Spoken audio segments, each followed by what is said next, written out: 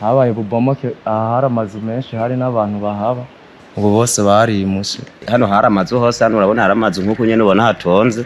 Mbwa rero ukuntu byatanguye twe twabona inzu ziyatimigaga kumbe hari hepfo ariko harabutera hanyika. Abene gihugu bo muri quartier Mutanga Nord neza na neza ahitwa ku Kabasazi ni muri zone Gihosha commune Ntahangwa mu gisagara ca Bujumbura batewe umutima uhagaze n'isenyagurika rigeramiye inkengera z'uruzi Ntahangwa kuko amazu atari maki amaze kubomoka.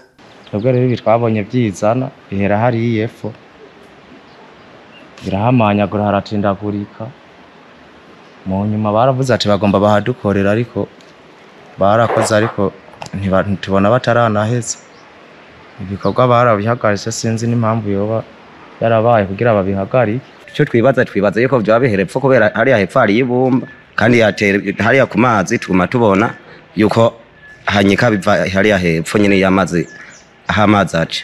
Twibaza ko byaba bihera bivana n'isi nyene yuko ahantu horoshe twe nivyo twakwiyumviye. Abo bene gihugu bakabona ko hari hakwiriye icokogwa kugira hashobore gutorega umuti urama. Turakeneye ko ahubwo baduterera n'ibiti byinshi ngaha, ibiti byo kuhakomeza kongera bakahakora n'amagabiro kandi mu kuhakora baze barabe bahere hari yefo kubera hari yefo niho hari ntandukira ya byose uko bahereye ino ruguru ibintu baza gushiraho ngaha bisha byongera bikaremera hari ya musa kongera hagacaguma hashunguruka hagwa mu mazi kubera ko barabona ko hari n'uruzi hajya bisharuguma ruhatwara. Icyo mbona nuko nyene bazorekerana kuko ahubwo abantu begereye hano babomoka ahubwo benshi bo hava kubera urabona nkonga nk'uwo haracabaye umuntu nawe nyene bishobora nkuba imvura iguye kubera inkuba imvura iguye nonga hazotera habomoka byiza ahubwo byo bobanguka bakahava kugira ntihagire ibibazo byotera abahaba. Gusenyagurika kw'inkengera z'inzuzi